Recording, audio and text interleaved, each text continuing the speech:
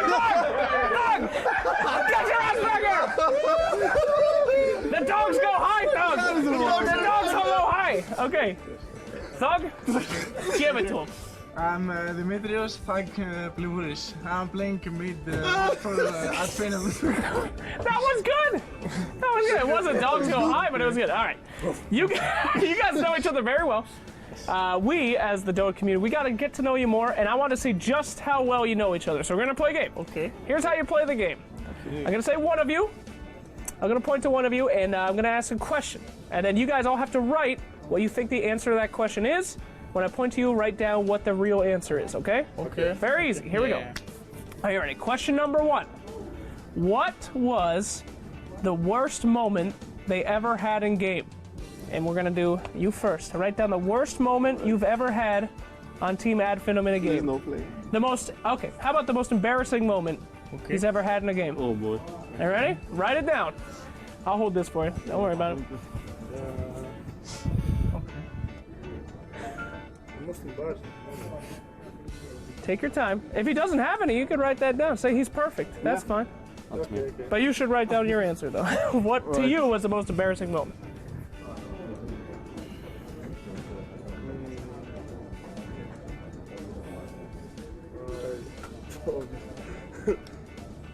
Don't say it out loud. No.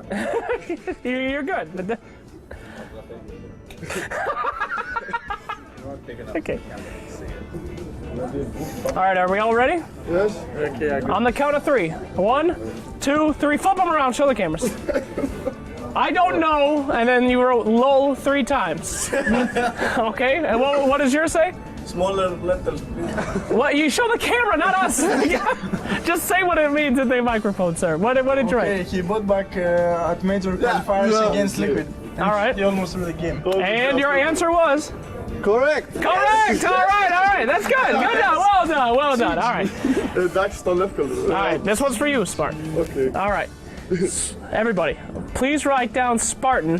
What is his favorite dish? What is his favorite meal?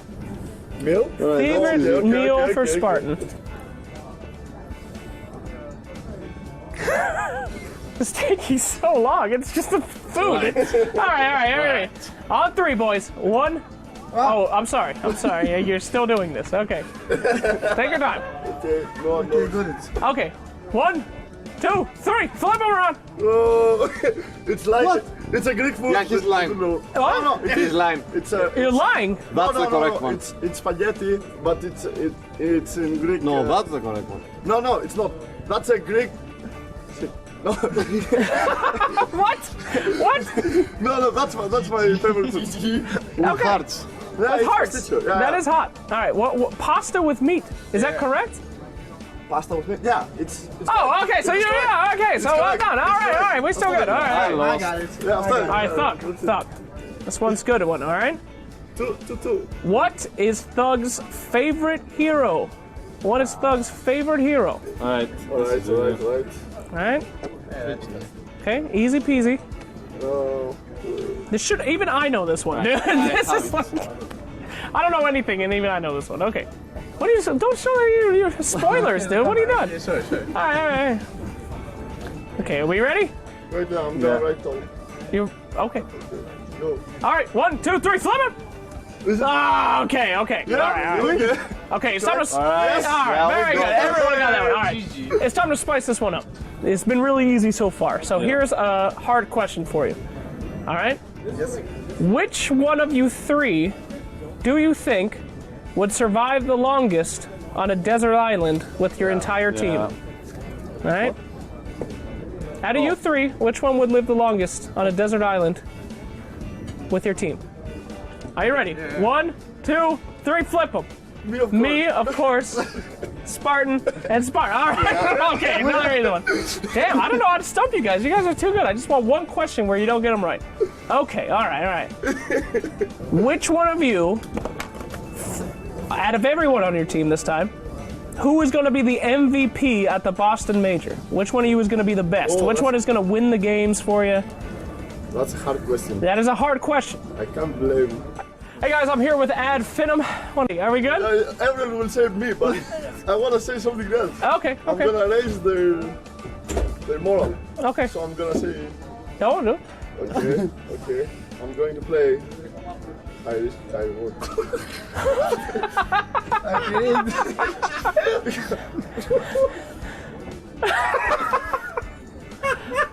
Are you done, dude? Are you done? Why are you erasing yours? We were still ready. God damn it. Okay, I'm ready. Alright, wait. Okay. He's our secret player. Okay, are we ready? Oh, no. I'm gonna give it to you. All right. Ready? 1, 2, 3. Hit it. Me, Scott, and then we have to bleep that now. And then Who is this? Kanto-kun? Our coach. our coach. He's our secret player. Wow. All right. Well, and He's- we he's finally the MVP. stumped him. Thank Okay, I you, said Skylar. guys. You are just an amazing team. Thank you so much for this hard work. It's been a blast, and I hope you guys do great at the major. Thank you so much. Hello, guys. I'm here with Finem. How's it going, boys? Now, you guys are new to the scene a little bit, right? This is your first big major, right? Yeah, it's the first one. Okay, so I want you to give your best introduction to people that are seeing you for the first time. Say your name, how you want them to remember. This is your first impression. Give it like how you want them to remember you from now on. I'm Skylark. I play for Team Finem, and I'm the best Beastmaster in the world. That's it. That's it. I mean, all right. Hit it up. Okay. I'm maybe next time Bottles Veros, and I am the support of Team Finem and the Hidden Ace. The hidden ace. I like best Beastmaster in the world. That's hard. What As is a tattoo, you should show the camera the tattoo, man. Alright. the what? He has a tattoo of Beastmaster. Holy shit! Is that real? Yes, it has a continuous in the back. That's freaking awesome. Okay, you actually are the Beast. I hope that he never gets nerfed. What if he gets like Techie's nerfed? What are you gonna do? He got nerfed like 4 times in a row, right? It's How much more is gonna be? what more can happen? All right. So you guys are an amazing team. There's nothing you can't do. You guys are good friends, and I want to test that friendship here today. Are you ready to test it? I'm gonna play a little thing called the dating game. I'm not gonna make you date. We're just gonna ask questions. I want you to grab these guys right here in front of you, and what you're gonna do is you're gonna draw a picture. Yeah, you can put your microphone down, so I'll hold it if you want. Alright. All right. So I'm gonna ask you a question, and I want you guys to draw the answer of your partner, right? What he would think. For example, if I say, what's your favorite food? You're gonna draw his favorite food, and then, yeah, or just write it, so you don't Oh, have no, to draw. I'm not good at that. Okay, no drawing, that's all fine. this? Yeah, absolutely, okay. So I'm gonna ask you a question, you write down what it is, then you guys flip it, and see if it's correct, all right? Here we go, question number 1. What is his least favorite hero? His least favorite hero. Write it big. Gotta have the camera see it.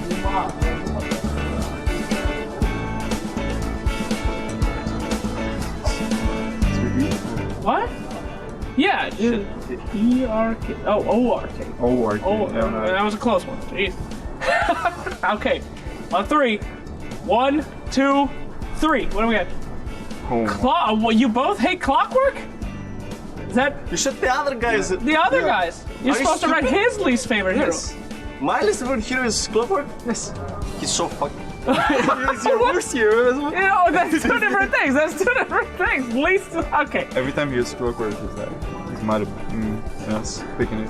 What is your least favorite hero if it's not Clockwork? First of all, I want to say that my teammate is mentally challenged. I want to say this from the beginning. And Clockwork is not my least favorite hero. My least favorite hero is like Ogre Magi. Ogre Magi. Yeah. That's a lie. Why That's Ogre a Magi? lie. It's a useless hero that you just have to sit behind course and use Bloodlust. That's your whole job. And everyone who plays Ogre should like max Bloodlust and then use stats, guys, and you win game. That's great. All he does every game with Ogre is just smoke and kill a query bloodlust. He thinks he's bounty hunter. Well, okay. All right. Sorry about that. All right. Well, let's try another one. What is your partner's least favorite thing to be called? It's their least favorite thing to be called. What's something that annoys them? Or how about, I'll just make it easy for you. It seems like you're having difficulty with that. What annoys your partner most? What an off. Annoys your partner most. What tilts them the It has most? to be one word. Sure. Or no, you can write it out. Sure. What annoys your partner the most? I gotta work. Okay.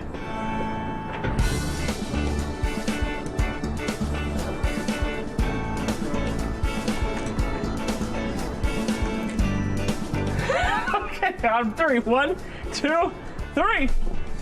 Tickling in weeboo. Okay, I need some. Is that correct? Is the thing that annoys you the most is weeboo? Is that like That's the anime thing, right? the anime thing? Yeah. You don't like the weebs? It's close out there. I don't like the cringy stuff. You know, oh, shit, we're in trouble then. This is not good. Okay, I don't like yeah. Madara, he's a weirdo. He's a weebu, you know. Oh, he's a weeb, so you're not into that. Okay. No, I'm joking. He's half weebu, half weebu. Half only half. Okay, cool. Tickling, is that accurate? Is the thing that... Yeah, And that thing is triggering me. he gets triggered. Okay. That's why I do it. He knows that because I do it all the time. Okay, so he's right though. I mean, Yeah. that was good. Okay. One more, and then I'll let you be free. Last one. This one's important. What is your partner's favorite thing in life? Favorite thing in their entire lives. The thing that they love the most. Not like your family. That's lame as shit. Give me like their favorite thing Favorite thing. to do, to eat, anything. Their most prized thing. What is it? He wrote it down instantly. This is concerning for you. You haven't. He's laughing. He knows. He knows. I cannot know the answer. He's. Okay. I'm ready. All right. I need some seconds here. Take your time. This is important. All right, you're taking too much time. Slow. You're taking too much time. All right. I got something in mind. Okay. Take your time, sir. Take your time. Maybe next major. I'm gonna type the usual here. Okay, go for it. Maybe next major, sir. You'll be ready. Hello.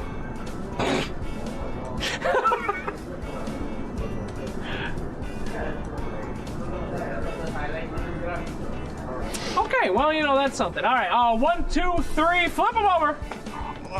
Okay, we have food and then girls or boys?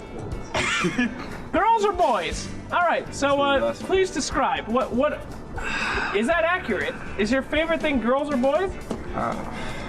I should that. Maybe you should ask him. Yeah, well, what the hell does that mean, dude? What are you doing? I mean, the girls, yes. The boys is to trigger him for something he did earlier. Okay. By boys, I believe he means my team. Maybe. Oh, your boys. Yes. Like your homies. He means he means at Finem, I think. Okay. Like I said in the beginning, he has some. Mother. Yeah. All right. So, is that accurate? Is your favorite thing in the world girls or your team? Above everything else, it's girls, you know, and like at the Finem. Oh, that's very good. That's very good. If the women are here, at Finem are like bottom, you know. So. All right. Well, that's good. Then he's Yeah. right. He's right. Okay. So yours was food for him. Food. Is that your favorite thing in the world? That's a lie. I gotta say girls too. Girls as well. Okay. Yeah. So No. He eats like you have never seen a person eat before. if you could never eat again, or you could never see a girl again, what would it be, dude? You would live. You wouldn't die if you couldn't eat food. Never. No more girls or no more food. We're about to get to the bottom of if he's right or not. Depends if the food is good. It's your favorite, just food. You'll never be able to taste again or never see a girl again. What are you gonna do? Alright, then I think definitely food. Okay, so he was right. Yeah, that was correct. You just had to reveal that to yourself. Well, and look at that. You guys learned something new about each other here for the first time. That's pretty good. Yeah. All right. Well, congratulations, guys. You did great. Probably better than any team I've ever seen before. Well done, boys. Thank you very much.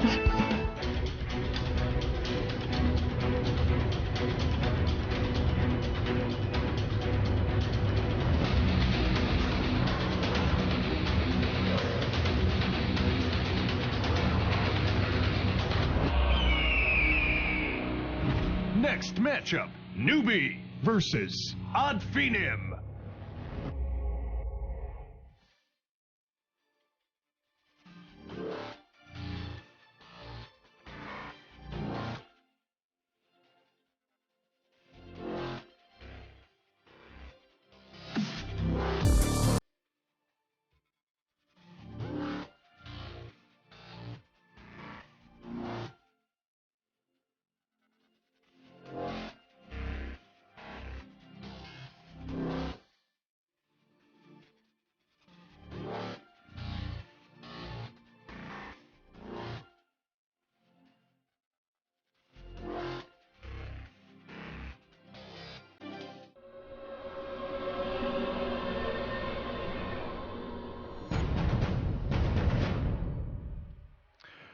Welcome back to the Boston Major. E-home sent home in a full 3 games. In fact, the first time we actually got to see a full 3, and that was thanks to NP. I'm not trying to rhyme, I promise. I'm your host, Alex Machine Richardson. We've got another series to look forward to now. It's time to see the very exciting Greeks on the main broadcast, surprising us in the group stage with some very close 3-game series, and they're going up against Newbee, a team who are, despite losing 3 TI winning players, still looking fantastic. Let's have a look at the 2 teams, and then we're going to get into the nitty-gritty with my panel.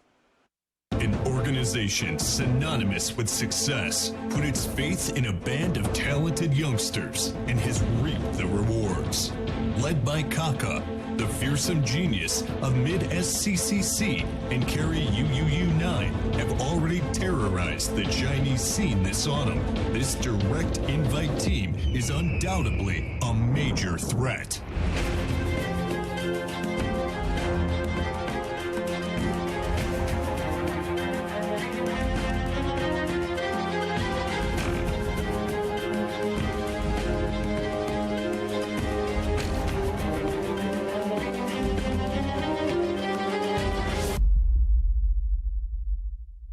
Welcome on stage, Newbee.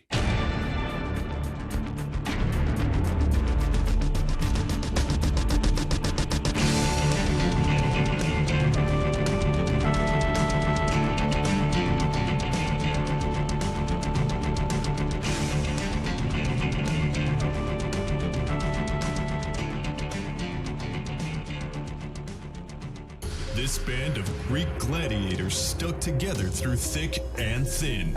And now, their major breakthrough has finally arrived. Benefiting from the vast improvements of mid-laner Thug, they dominated the European regional qualifiers in style.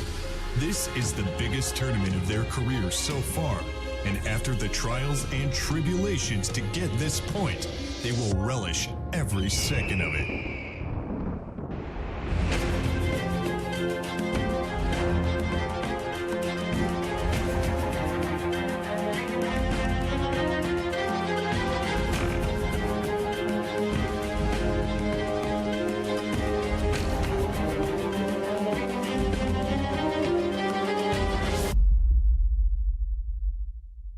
Welcome on stage, Finem.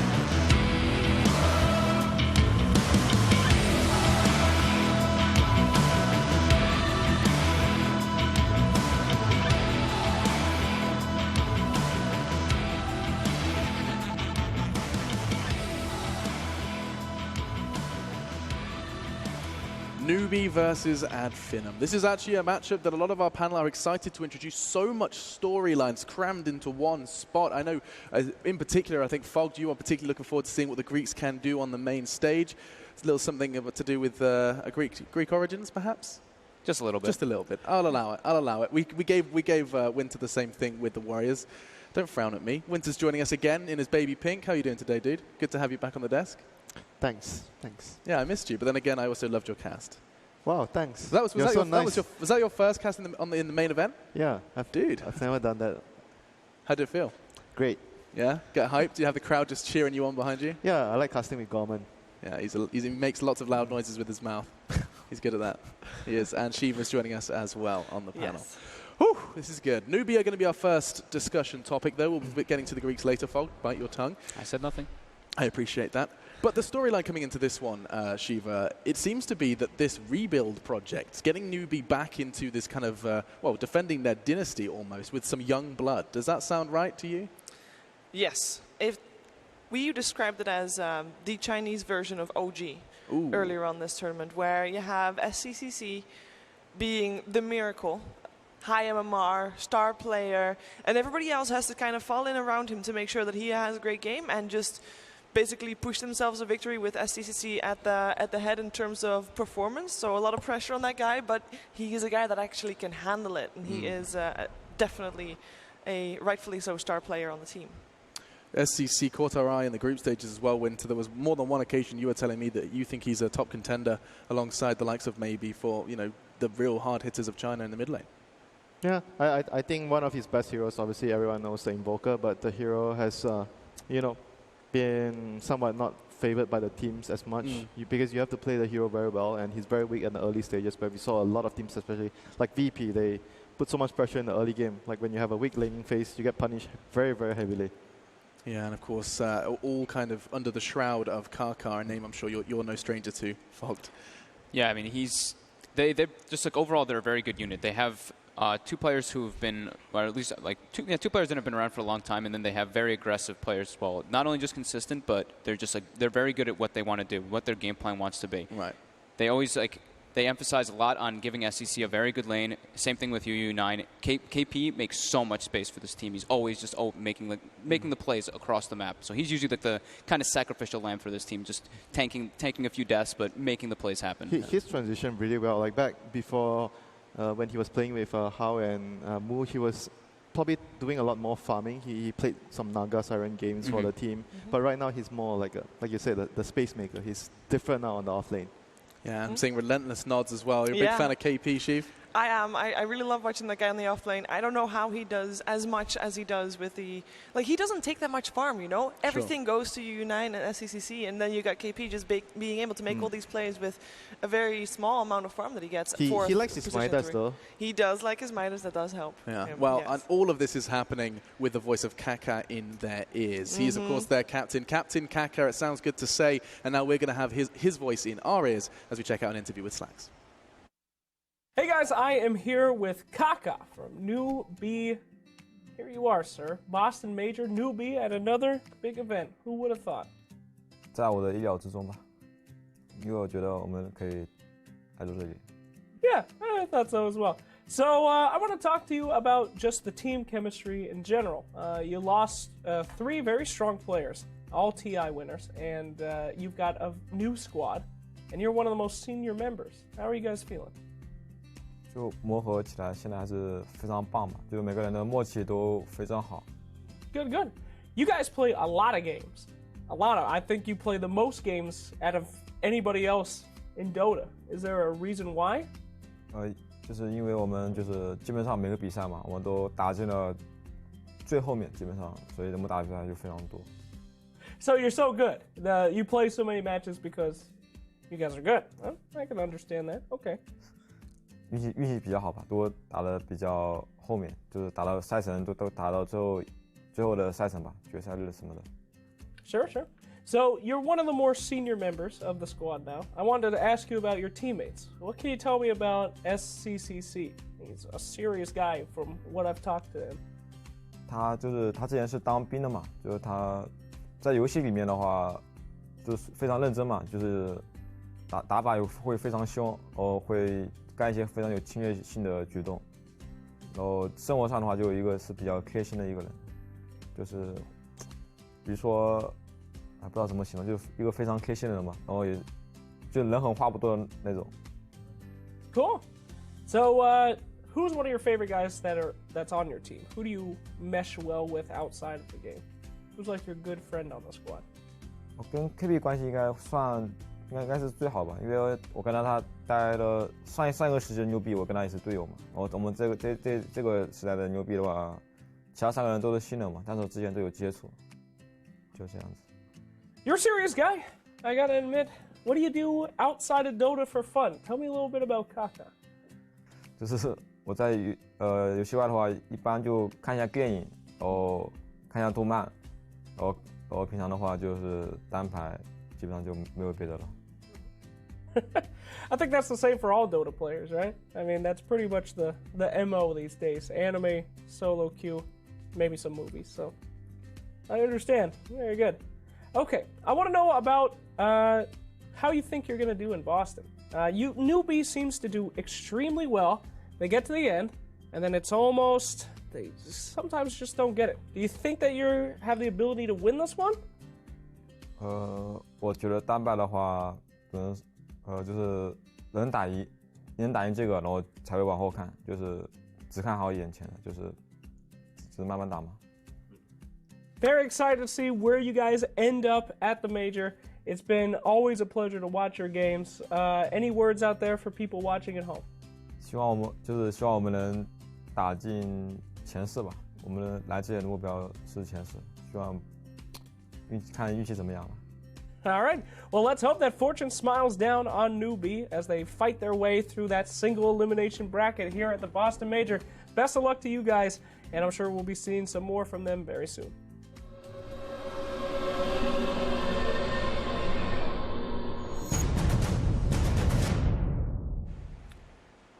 Getting to hear from Kakar as the new look Newbee has already been finding success. Of course, not forgetting they came in as 2nd seed of their group, just falling short of taking the 1st seed and meeting the 4th respectively. But now, Newbee from China. Winter, you were suggesting that they they're not opposed to changing their game plan coming into different opponents. Yeah, they're really flexible. They play a lot of different strats. They adjust their playstyle depending on the opponent. And some teams, like OG, they don't really, care much about what the opponents do. They're really focused on what they're doing. But a team like Newbee, they are always changing. They have I think Shiva mentioned that Jack told her, Newbee are not a team that does very well against an uncharted opponent. If they don't know much about the opponent, they don't do well. Yeah, they actually said that they are not good against teams that they're unfamiliar with. Now, the lucky thing for them is that Finem actually played 9 games in the group stages. All their series went to 3 games. So they have a lot of stuff to work with, but if that's enough, I don't know. And I'm glad you mentioned that, because that's where we're going next. Finem and just their general prowess has been quite well praised. They're the only team to actually make every single series a full 3-game stomp. And it's not a stomp, excuse me, I couldn't find the word. But Madara, Thug, Skylark, maybe next time, and Spartan. Not only do they have these achievements in the group stage, but they got 1st in their EU regionals, and a team that I think is definitely worth singing about, Fogg. Yeah, they are a team that I would say they suffer a bit in the laning phase, but then they have this explosive mid-game. Their team fight prowess is probably one of the best ones that we've seen in quite a long time. I guess maybe just you can assume that it's just because of their synergy. You can look at that interview with Slacks and you see, wow, these guys they're buddies. They know each other so well. They kind of know their play styles, know exactly what they hate, what they like. That really helps you when you get into those type of skirmishes, like who's going to communicate, which way are they going to communicate as well. Or you don't have to communicate to do certain things. That actually helps a lot. Like when sometimes you don't have time to say a certain move, but your teammate, because he's so well familiar with your playstyle, then he knows you're going to do that. And that's just something that you cannot get when you have this fresh roster. It comes with time and with playing the game together. Yeah, they've been together for a very long time. Before this, they were 1.5 years. 1.5 years or so. Yeah. Before this, they were London Conspiracy, and then I think they swapped out one player. I think Skylark came in. So is this one of the longest standing rosters? At this event, Wings probably a little bit longer. WG also more than 1 year together. Okay. They made like 1 or 2 swap outs, but they are pretty much majority the same. Roster. Just a handful. Just a handful then. Yeah. Finem are up there as sticking together and trying to show that it does indeed work. We're going to be looking at maybe next time as he sat down with Slacks, and then we'll be talking further about what the Greeks have to offer here in the Boston Major. Hello, I am here with MNT, as he calls himself. Maybe next time. Which one do you prefer, actually? MNT is better for you, I think. Oh, frightening. Okay, great. Well, let's begin. So, Finem, I want to talk to you about your team. You guys are actually all insane from everything that I've seen so far. You yell, you party, every match is insanity. Tell me about your team. Describe for people who've never seen Finem in real life, and trust me, it is worth it. What do you guys like? Spartan is the most hyped and the most straightforward guy. He's laughing 24/7. And he's gonna hug you even though if he doesn't know you. So sometimes that's an issue. Then we have Skylark, who's the calm guy, who's calm and collected, and he eats like a monster. That's his attributes. Being good at Dota is not one of them. Then we have Madara, our tremendous carry. He's also a pretty cool guy, doesn't talk too much.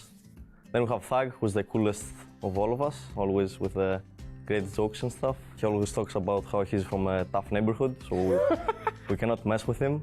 because he's from Tavros. But as a team, we all really love the game, and we're all hyped when we get to play the game. So every game for us is pretty fun. Yeah, I mean, this is a big deal for you. I believe that this is your biggest event, right? Yeah, by far. You guys have some unique conditions that you play under. I was talking to some of the guys that worked with you guys. One of them said that you shut off all the lights when you play. Is that accurate? Is that a thing? Yeah, but I thought it was ordinary for all the teams. Like, I don't know. It seems pretty normal to me. Everything is like no lights and just play. That's very focused, though. I mean, you guys don't see anything but your monitors, and then the screams in the darkness. I mean, pretty sure if anyone is playing professional Dota and is looking at something else but the monitor is doing a bad job, so yeah. You see? Pretty sure. Yeah, you guys are innovating all over the place. Now, you talked all over about your teammates. You didn't say anything about yourself. I've done a little research on you. So, you used to sell fireplaces. Yeah, I was working at, it was a family business, and we used to build fireplaces with stone and stuff. Yeah. And then at some point we got to bring new fireplaces and sell them, because it was like a different kind of fireplaces. Mm-hmm. I can sell you some if you want. Hey, that'd be great. We can talk later. Okay, cool. I'm gonna do a special offer for you. Oh, wow, that's great. Now, so that was a family business, right? And then how did they feel about you kind of doing all this Dota stuff? Because you had to leave that then, eh? Or was that a long time ago? No, it was we were forced to close the business due to economical crisis and stuff. Oh, okay. So I didn't while I was doing that business, I was still playing Dota, and not with Finem obviously, but I was still trying to play and go competitive. Mm-hmm. And then we shut the business down, and then I was went for 1 year to study psychology. Yeah. And during that, I joined at Finem, and I was trying to balance the two, but I was burnt out by the end of the year, and I had to quit the psychology thing, focus just on Dota, and here I am now. Your teammates, tell me what's some kind of psychological disorder that one of them has, because I know that they do. It's a good one. I believe Spartan has schizophrenia. That's a serious one. That's a big one. Yeah. Okay. Any reason why? Because it's just mental, sometimes. You have to be around us when we play, we were playing the official the other day, and he was just saying some random stuff about some funny stuff during the game. I was like, guys, can we please focus on the game? Hello, guys, please. During the official? Like what? Yeah, during the official, he was saying a joke we used to say, but you don't say that stuff during the game. Right, no. But it was cool. We were winning. It was the third game versus Ecom where we were stomping them, so it was like. Okay, so let's talk more about the major. Who are you guys going up against coming up here? We're going against Newbee. Mm-hmm. They're a really good team, so we have to study them and play our top game against them. Chinese teams are a lot different than what you used to play. Like when you're from Europe and play in events, you don't get to play versus that kind of teams. And in game, I want to know how you guys' communication works. You mean who's leading and stuff, or? Yeah, just like how you guys talk in a game, because you're very vocal. You guys are constantly yelling like 3, 2, 1, go, kill them all. Well, yeah, Spartan is mostly leading the game and stuff, but Spartan yells a lot. He doesn't have a medium voice. He just yells a lot, and in order to get above him, for others to hear you above Spartan, you have to yell as well. So it goes like this, and. We all yell except Skylark. Skylark is the low guy. I was like, please, dude, yell some more, we can't hear you. Yeah. Just talk to me about what that's like being a smaller team, now making it here. It feels satisfying, above all, I believe, because it's really hard to get here, and you have to sacrifice a lot of things in your real life, in your personal life. Be it a job, be it college, be it time with your girlfriend, and you just have to sacrifice a lot of stuff to do something that a lot of people don't understand. Especially in Greece, you can't really explain to your parents or your friends, I have to sit on my computer and play practice or scrim or play a tournament. It's really difficult. So people don't understand you, and when you actually make it and you're like, okay, I'm going to the major or I'm going to a tournament, and you others see that this is actually a thing, what you do, it's actually a profession, and you don't just waste your time playing video games. It feels satisfying because it improves overall your relationships, because then they get to understand what it is. Do you feel like you've made it already, or do you have to place pretty well at this event to say that you've made it? No, this is just the beginning, All for right. sure. Fantastic. Well, we will see just the beginning and how far Ad Finem will go in the Boston Major, but all eyes are on them, and ears as well. All right. Thank you, guys, and we'll see you in a little bit.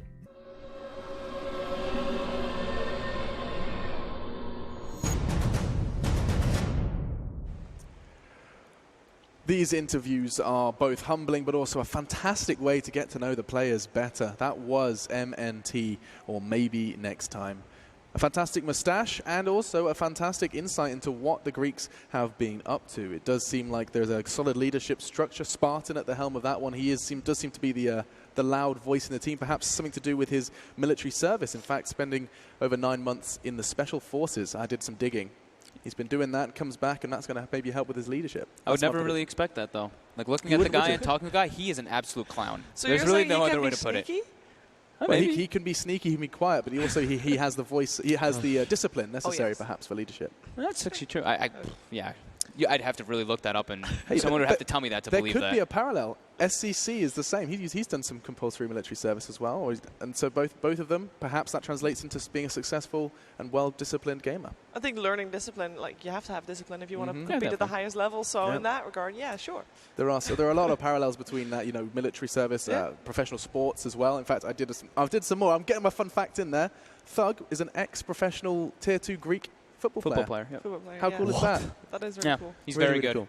He's very, very good. And that, of course, translates you have that competitive drive to be the best you possibly can be. Definitely, there's like a trend between the two. He's very humble too. He even I would try to bring him up talking about it, and he would just be dead silent about it. So you can Thug's just a very humble guy I about can imagine even into that Dota. There might also be some you weren't the best. Maybe maybe he had a handicap, or maybe he had an injury that forced him to stop. Maybe that's a painful part of his past, and you just brought it back. Jesus, Shiver. Maybe not though. But it is maybe actually, he was just that good. It is a recurring trend that you have human beings who are really competitive in a sport, injury, forced to sit inside and play games, get damn good at video games. It is definitely that. And two people that are damn good at video games is our featured matchup. We head over to support this time. You can have a quick look at the two names on your screen. It is none other than Spartan, the aforementioned Magic Man, and of course Kakar as well, who we had an interview with earlier on today for Newbee. Look at the average deaths.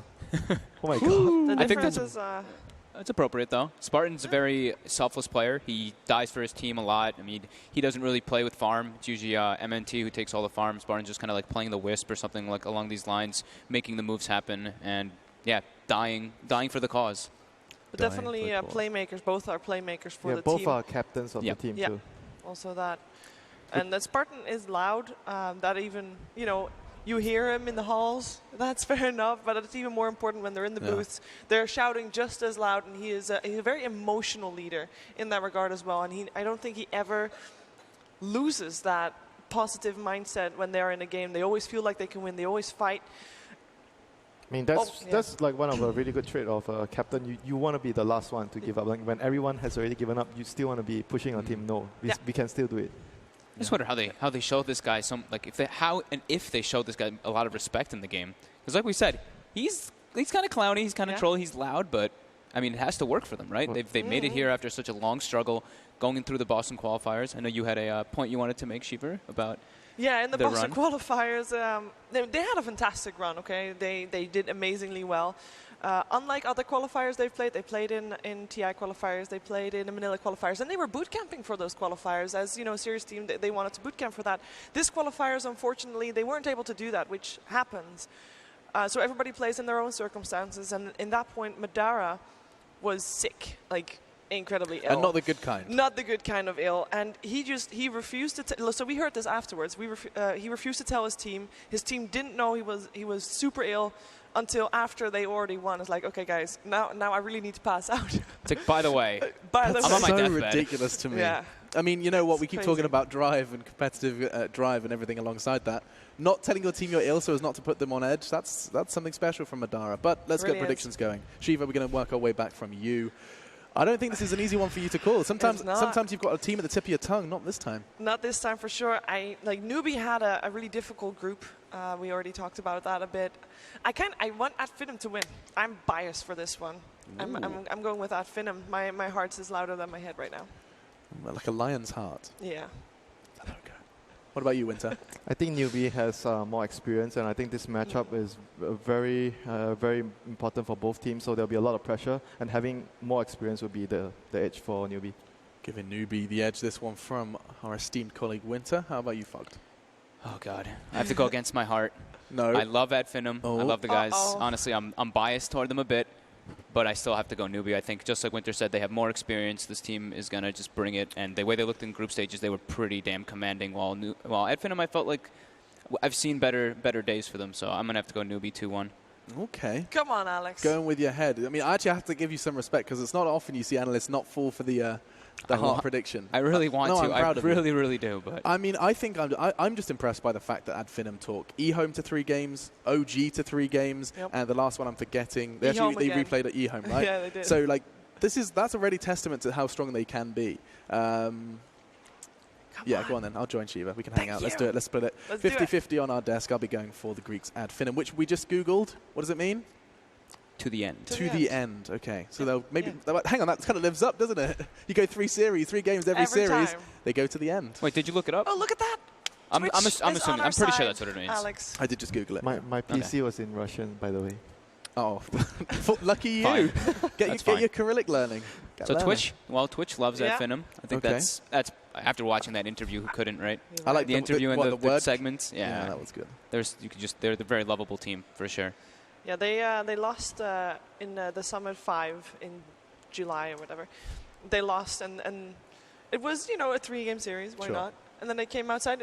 Bluff Fogged, I believe you were at that event. Spartan just happy as a bird as ever. They lost, and they literally come out of their room laughing their asses off, just like pointing at Skylark and just saying stuff in Greek at him. I'm assuming they're flaming him in some manner, but they just had such high spirits. Even though they just lost, they go outside and they were like, hey, do you guys need content? You want us to cast? Like, seeing that that kind of composure from a team, even though they lost, is great. Well, I mean, going up against them, it's not like there's no absence of composure. I think I know I don't want to feel like a broken record, but the SCC kind of presence in Newbie cannot be understated, right? True. Absolutely. I mean, how much was there known of him before he was? I mean, I've heard him described to me by multiple people. They come to me and say, yeah, so SEC, they just grabbed him from 9K MMR, shoved him in this roster, and he's just doing damage. Is that really the TLDR, Winter? I mean, is that there's much more to he was SEC? playing like for the second team of Newbie for some time, so I don't think they actually just grabbed him from the pub scene. I mean, what I heard is that he was in that team for a while, and lots of teams approached them like, we want to snipe SEC, we want him in our roster, and they just kept him, brewed him up,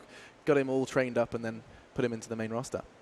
I mean, that's the good thing about having an academy team and a first team. You get to learn from them, and at the same time, the players working around him, you get to know him much better. Sometimes when you look at a pub player, you don't really know his attitude towards the game, and then you get to know when you're at the team house. Because in my opinion, attitude is something that is very important to succeeding. I think that attitude is going to be our biggest kind of discussion, isn't it? I mean, we talk about Finem, we talk about Newbie. Both of them seem to be in the good column of attitude. Yes, for sure. And I mean, I think the big one that stood out for me, at least for SCC, was that tournament, and it was MDL, I believe, when he played versus Sumail. That was, at least I watched this guy, and I was just like, he just outlaned Sumail. Dude, Sumail does not lose his lane. Sumail does not lose his lane. When I saw that, I was like, okay, this guy is on the radar instantly for me. So he lost his lane. Oh, Sumail lost his lane to SCC, and that's when everyone suddenly will continue to remember the SCC. Yeah, Sumail is like probably one of the best mates in terms of just winning the lane matchup. Man, if he loses the lane, it says a lot about the opponent. Yeah.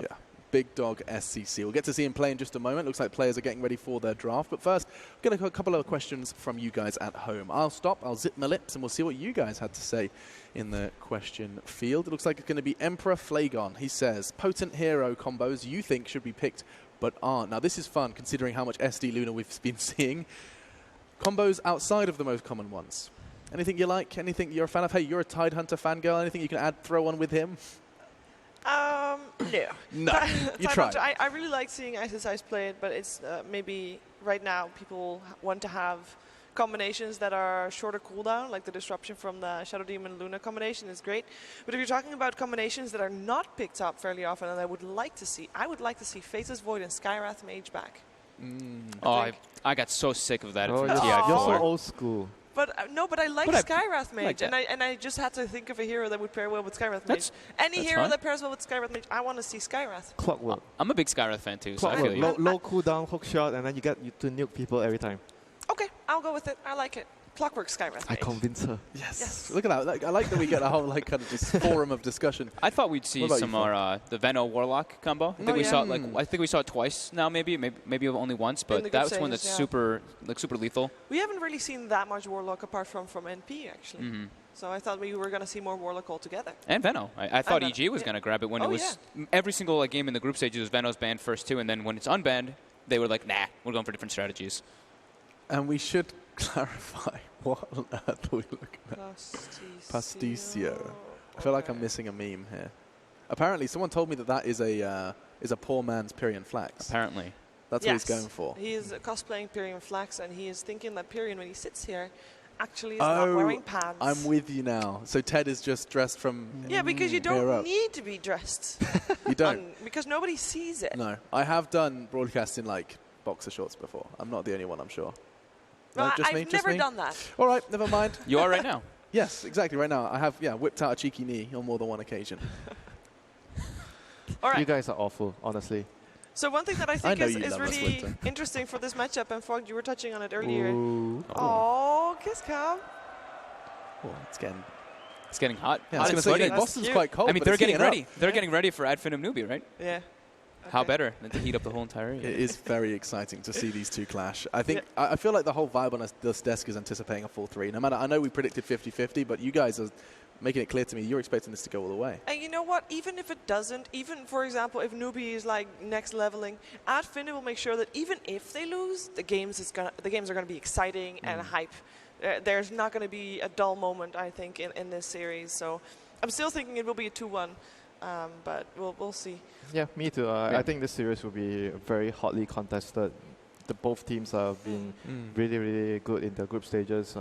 I think I casted some of the Ad Finem games. I think they were really impressive. They freaking first placed a sniper. Oh yeah, I did see that. They you told me about Dude, this. they won that game. I was like, oh my god. And then they did it again, right? They Yeah. did it like the third But game after that. They lost that They game. lost They that did, one. okay, but they still did it. Yeah. First phase It sniper. was still a close game. We were like, oh my god, our team's actually going to first face sniper now? Out of the 4 games that they won, 2 of them were with Sniper on top. Yeah. Okay, Like so Plug on we'll keep our eyes on the draft when it does come up. Yeah. We've got one social question before we do get that draft Okay. underway. Players are obviously just brainstorming, getting through their notebooks of how that draft's going to go down. We have Harry, he comes in with honest opinion. Most handsome player at the major. So I Full thought cap of pride. SCCC. He's Like cute. from this matchup Yeah. comes to mind first because obviously they're on stage right now, so we just saw them. This is where my biased heart will come out. MNT. MNT. But you like the facial hair. Facial hair works for you, does it? I don't know, he's just like, I like talking to him too. He's just a really, really cheery guy. Maybe that's not really Folt most and handsome. MNT are going to skip into the sunset together. What about Winter, you, Winter? Do you count as a player? Because I would actually consider Mr. Richardson here. I'm not a player. Oh. Not a player. Don't suck up to the host. It doesn't work He's out. such a charmer. Yeah, he's got that charmer, the C charm. Well, he's another So kind look, of player, there you you know. go. He is a very handsome guy. And if you were God, what ever have we descended comment into? on a man's eyebrows, those eyebrows are on fleek. Sorry. Oh, don't say that word. I got I told just we're said not it. allowed to say fleek anymore. I didn't get the memo. Okay. So Now you hereby. got the memo. I got the memo. You get one. Oh. Only one. You get Okay, one a fleek. serious answer. Okay. Okay. Yeah. Oh, they didn't Oh, specify. they That's didn't true. They didn't say specify, which it's true. at the tournament or did they say at the tournament? So that the major. At the major. Oh, okay. You tried. They didn't say which major. Yeah, oh, yeah. At the major. Yeah, to be fair, any major. Anyway. Which I've been having this debate. I've been saying, just want to clarify, the 4th major. I would consider TI not a major because if you're going to call TI a major, then you would have to call all All TIs of a them. major. Then we've had Yes. 10. Yes. Right, so the reason I'm calling it the 4th is since the major project started, Yes. this is the 4th one. In the intro video, we showed you the 3 prior to this, your Frankfurt, your Shanghai, your Manila. We didn't show TI. There you Didn't go. show TI. And so, in my mind... Hello. Oh, can we We've wake got him another up? one. Can we wake him up? Hey, wait, should Good we all... morning. Okay, guys, everyone in the crowd, on 3, let's make some noise. Let's see if we wake him up. 1, 2, 3. Good morning! It actually Good worked. morning. He's having none of it! Oh, Hello! Hello. he's like, oh, Hi. that's me. There we go. This is so horrible. We should never have done that. That was actually, I feel like I've actually just, this is cyberbullying on a new level. was great. The whole theatre just woke him up, and he's having none of it. He was stone faced. He's like, this is He's how I just wake like, up every day. Oh, you guys again. Just want to watch Dota, you know. He's waiting for the draft. He's waiting for the draft. And so are we. We Aren't are we still all? waiting to get that one underway. I'll get word on how that's going, but there is much more to be discussed. Yes, guesswork. Who's going to be Dire? Both teams love Dire. Ooh, good question. And that is unusual because a lot of teams have preferred Radiant over the. I think mostly the Chinese teams prefer Dire. I think Newbee prefers Dire. But I think Finem prefers Dire as well. Finem had 6 out of 9 of their games on Dire. So maybe they just lost lots of coin tosses. They couldn't be unlucky. This is true. It could just be extremely unlucky. Why would a team choose Radiant over Dire? What's the main difference? I think the main difference is the mid lane, where it's easier for you to stack the Ancients or farm the side camps is nearer. Like, for example, if you have a hero like Shadowfiend or Naga Siren, you push your lane, you go jungle. It's better to be on Radiant. But what about the Roshan advantage from Dire?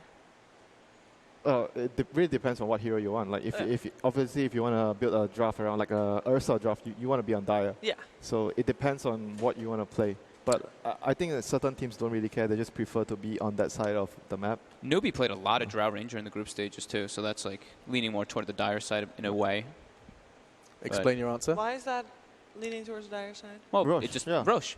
You want to Drow Ranger, you group up, That's the Roche. you get like 1 or 2 towers, you obviously want to pressure the enemy safe lane. If you get that safe lane tower, you have really easy access toward it without heavy congestion. I've learned It's KP draft time. prefers the Dire side because Bounty Hunter. We didn't even talk about this, so maybe next time. At some point there was One like of the best. this phase where everybody picked Bounty Hunter, and that was because of this guy. Because of maybe next time, he is, at least in Europe, the best bounty hunter in the early stages of the game, and I know I put a lot of pressure on him right now, but It's not just a phase, Mom. it's not just a phase. And then at some point, everybody started banning bounty hunter, and then they actually started picking up Riki instead, and everybody copied that as well because it had such a big effect. This hero is But- very tricky though. Like Yes. if you pick him in a situation where he can't get kills or he can't get stuff done in the early game, he doesn't offer a lot to your team. You know, he is that hero that when you pick him, you need to keep fighting. You need to have like a specific play style around the bounty hunter. They love the Darkseer with it. Okay, as I'm saying it, they pick it.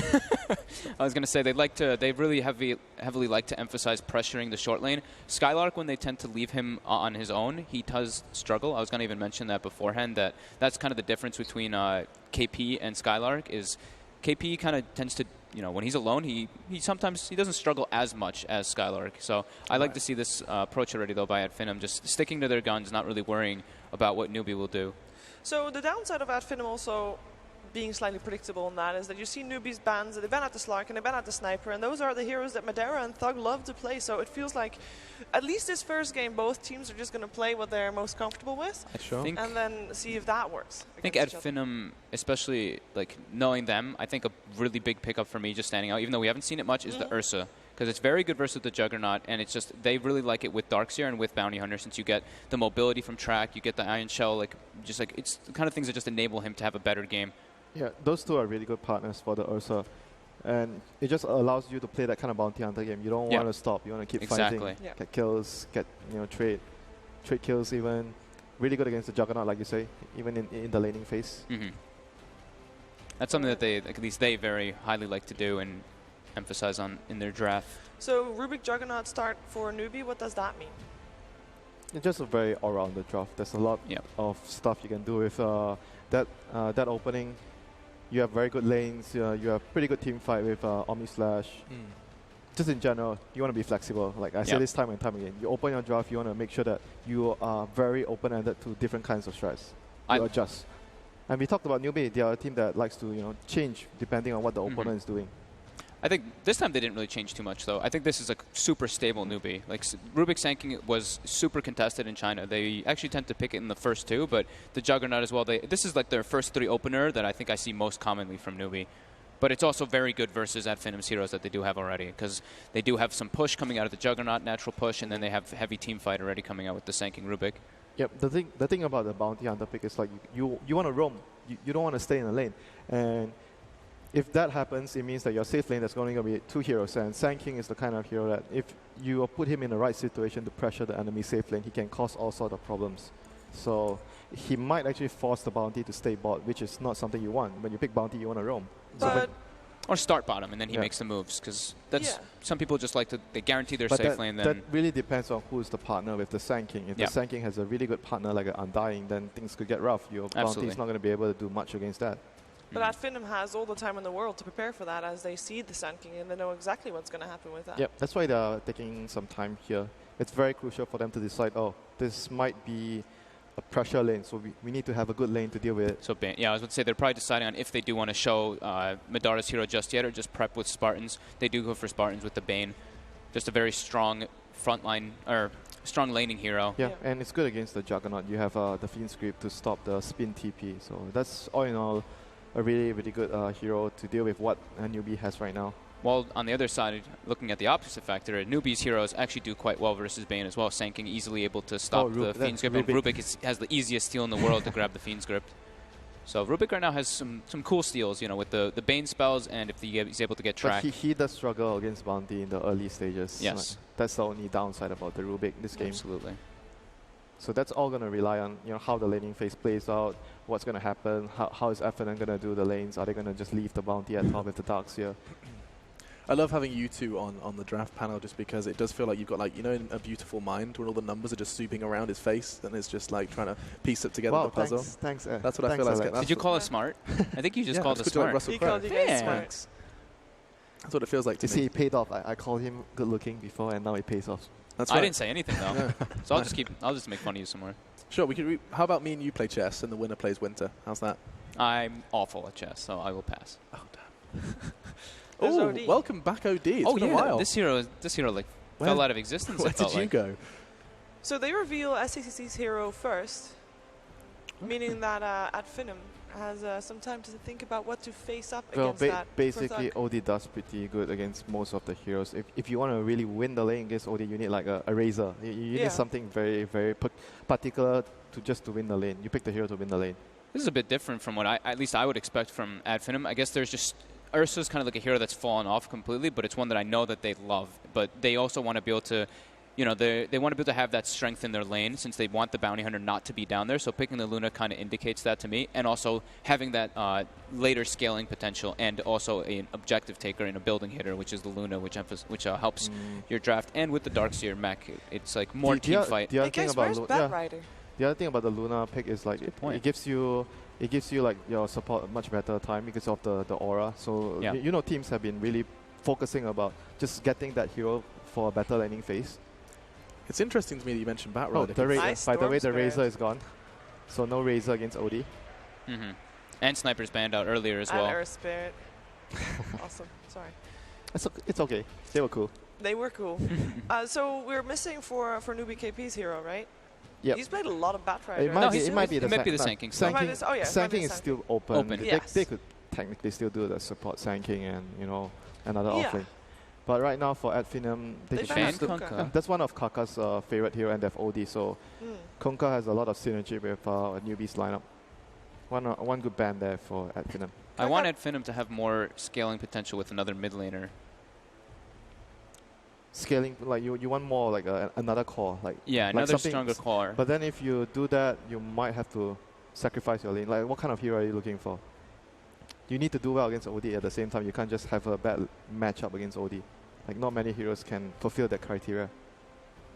There's not many left. I mean, the ones that Ad Finem really like are like the Puck. It doesn't do that great. It's a hero that's fallen completely out of favor. It's not the best for OD. The hero just because it's good for your lineup and just sacrifice the laning phase here? Now that's the important question. What do you choose for?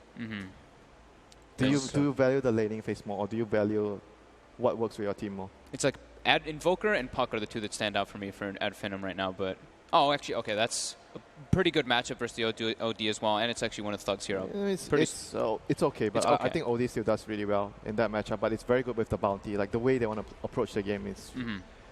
KP Omni Knight it is, so it is the support Sand King. That lane is still... Like, Omni Knight Sand King, that lane is super scary if they do that lane.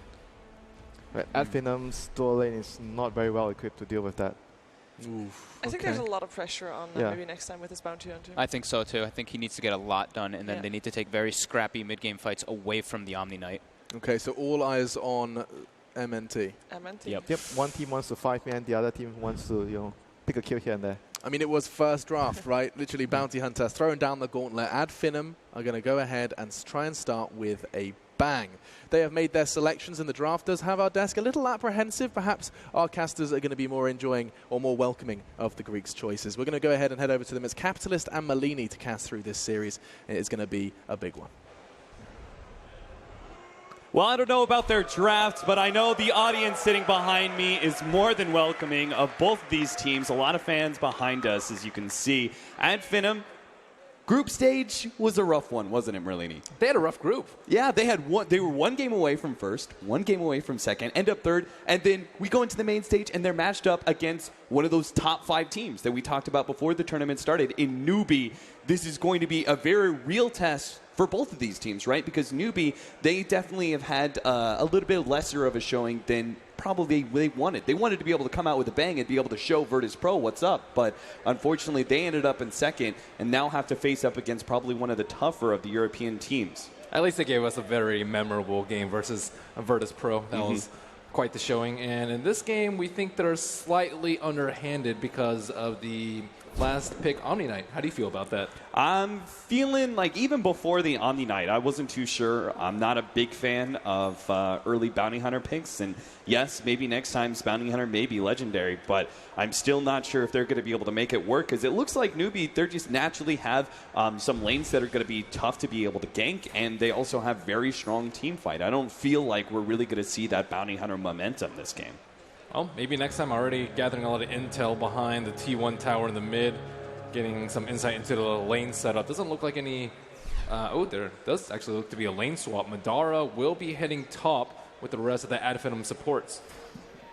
Yeah, trying to get away from this aggressive situation that is coming out from Newbee. So they're running the Rubik, Sand King, and a Juggernaut. That is a fearsome kill lane. Leading with the telekinesis, follow-up stun coming out from that Burrow Strike, and then all that spin damage. Hard to see how Luna would be able to effectively farm against that. So they're going to switch things up, but Newbee, I'm sure, aren't going to be too scared of leaving a Juggernaut at bottom lane. These two supports of Newbee's, both Faith and Kaka, I think can pair up. He's running into a Sentry Ward right now. He is spotted, but Juggernaut is nowhere close. They might get some good damage on him in the meantime. Oh, no way. He's hiding right in the trees. He's going to have to pop out with the Tango, but it looks like he's going to be run down. Burrow Strike is there. It doesn't even look like they're going to have to blow the spin. That'll be the first blood. U9 will get himself not only a free lane, but he'll also get the coveted first blood.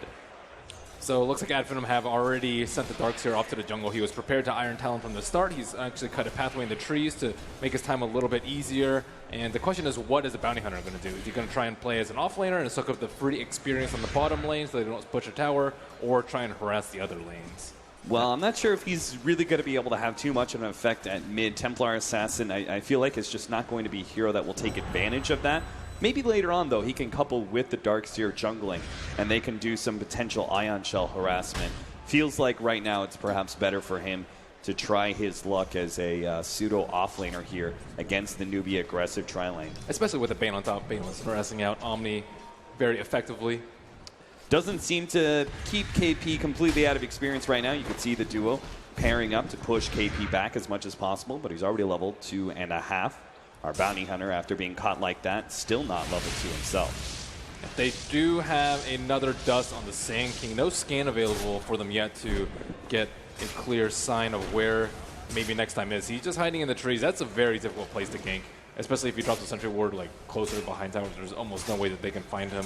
Maybe they can tell by pulling down the scoreboard and seeing that he's level 2 right now, because there's not really any other place that he'd get level 2. Maybe, yeah, I guess like if he leeches off Skylark, but that's very unlikely. Yeah, definitely. You don't want to be taking too much time away from that Darkseer. I love Newbee's, just like they are wasting very little time here. Maybe next time thought about it. It almost seemed like Newbee were kind of baiting him out a little bit too. Maybe next time will not fall for that though. Oh, they dropped the Sentry. They dropped the counter ward though, and they are going to be able to find maybe next time. Burrow Strike is coming up. He's barely out of range. They're going to be able to get the dust, and there's the Burrow Strike finally. Follow-up telekinesis and a spin. A second death for maybe next time. Newbee are wasting no time whatsoever. They set up clear dominance in the lanes here. They use their aggressive tri-lane to bully down the tower as efficiently as possible, even spinning down waves to make it happen quickly. And they've already picked up the first 2 kills of the game. Bottom lane is all theirs as Sand King proceeds to pull. So this is even more problematic as more and more farm goes Newbee's way. And this has got to go back to the bit of the problems, right, with that first pick Bounty Hunter. Newbee being able to just set up very strong lanes for themselves leaves the Bounty Hunter very little avenues to have an impact. He's still level 3, so it's not the worst thing in the world. KP, by comparison, is level 3.5. But, of course, the 2 deaths and the tower and the first blood, all good in Newbee. Yeah, Juggernaut's going to have quite the fun time with that bit of extra gold. Thug's going to be able to play off of some jungle efficiency as well, thanks to being on Radiant side, one of the advantages of being the Templar Assassin here. We've seen the same thing out of Lycan. Skylark in some trouble, though. Is going to be telekinesis right as he surges up, trying to outrun that spin and now outrun Faith. It looks like he is one step ahead for now. Faith has 335 movement speed, will be able to catch him in the end. A third kill in 4 minutes for Newbee as Finem struggle to get themselves on the board. And they're blind on that part of the map. Just a minute ago, TA, or presumably someone that was close around the mid lane, had scanned directly to the right side of the T1 tower. They just have no idea where these 2 supports are, and any hero that's down there could... This is rough. Kaka's got an Invis rune, and they have a hasted SC coming in from behind. They have no idea what's about to hit them. KP is playing the bait, and all of a sudden the pop-out Sand King comes in, manages to get a lot of damage onto Monera. SC is going to be able to finish him off, and the rest of Newbee try and track down Spartan, who's going to be leading a creep of trees. All right, going to be able to drop it off with the neutrals. Nice play with Spartan. And he'll try and hide himself away somewhere here, but he does not have the mana for a TP. Meanwhile, bottom lane, U9 was being gone on by the combo of Darkseer Bounty Hunter. Back over to Spartan. He'll finally be spotted out by SC on his way back to the mid lane.